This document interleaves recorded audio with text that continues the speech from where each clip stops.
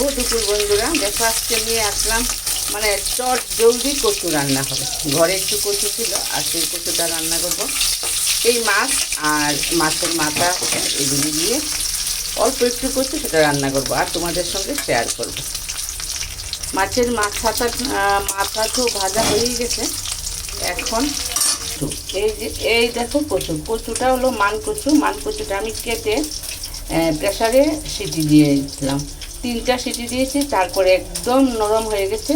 তারপরে দেখো পাটার মধ্যে অল্প অল্প করে একটু বেটে নিয়েছি, এরকম মানে একদম পালিশ হয়ে গেছে। আর এইগুলি আমি একটু ছটকিয়ে একটা একটা করে বাটা দিয়ে দিয়েছি। না বাটলেও চলতো, তবুও একটু বেটে নিলাম। আর সেই কচুটা রান্না করব আজকে। দেখো ফোড়নে কি থাকবে, ফোড়নটাই ভীষণ কঠিন।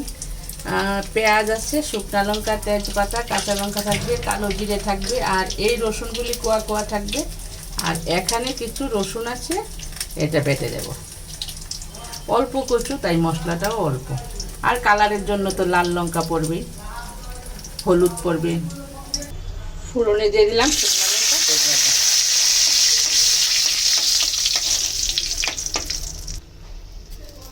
রসুন ছেঁচা দিয়ে দিলাম। এবার রসুন ছেঁচার পরে এবার করবে কালো জিরে। এবার দিলাম কালো জিরে হাফ চামচ। এখন একটু নেড়ে ছেড়ে নেব।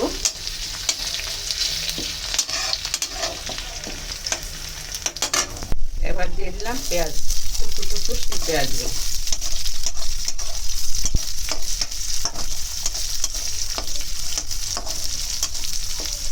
অনেক মশলা দিতে হয় কচুর মধ্যে, মশলাটা একটু বেশি লাগে, একটু ঝাল রসুন পেঁয়াজ এগুলি বেশি লাগে।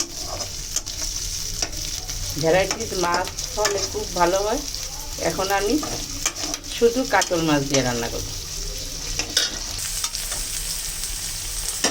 ফোড়নটা কষানো হয়ে গেছে, এখন দিয়ে দেবো সেই মশলাগুলি। হলুদ, জিরে আর লাল লঙ্কা, এটা তো লাগবেই লাল লঙ্কাটা। আর একটু কাঁচা লঙ্কাও বেটে দেবো।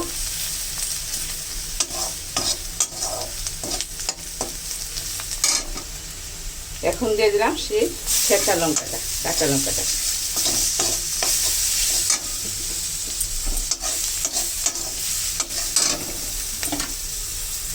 তারপরে এখন দিয়ে দেবো সেই কচু বাটাটা। একটু ভালো করে কষিয়ে নেব।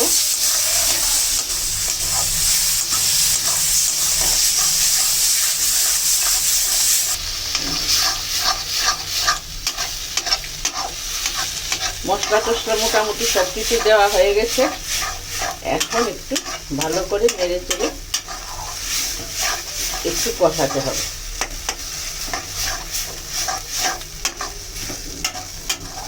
মান কচুতে নিতে খুব ভালো কচুটা খেলে কিছু হয় না, গলায় ধরে না, বা একটা চুলকানি হয় না। অনেক সময় কচু বিষ কচু কিন্তু ভীষণ চুলকা যদি ঠিকভাবে রান্নাটা না হয়।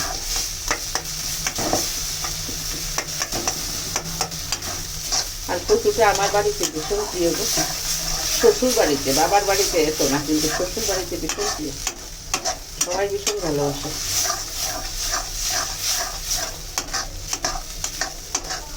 তাদের বাড়িতে এসে আমার কচু রান্না শেখা। আমি কিন্তু আগে কচু রান্না করতে পারতাম না, একদম পারতাম না, মানে একদম কি ডরে একদম পেছনেই থাকতাম যে সম্ভব না কচু রান্না করা। মা তো মাঝে মাঝে করতো।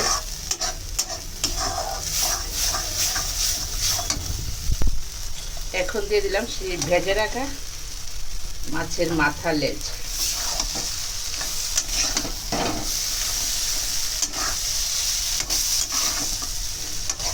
কচু মানে মাছের রাজা বলতে পারো।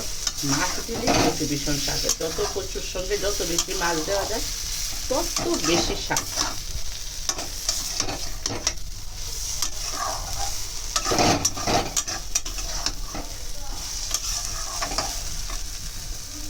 এবার জল দিয়ে দেবো।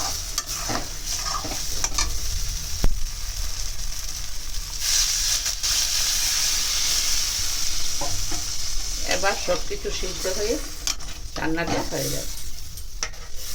স্বাদ মতো নুন দেব,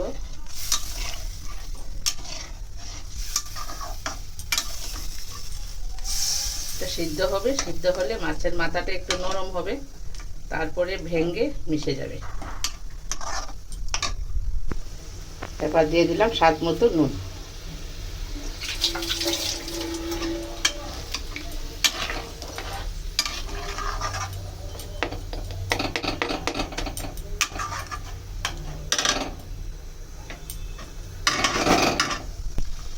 এখন দিয়ে দিচ্ছি সেই কোয়া কোয়া রসুনগুলি।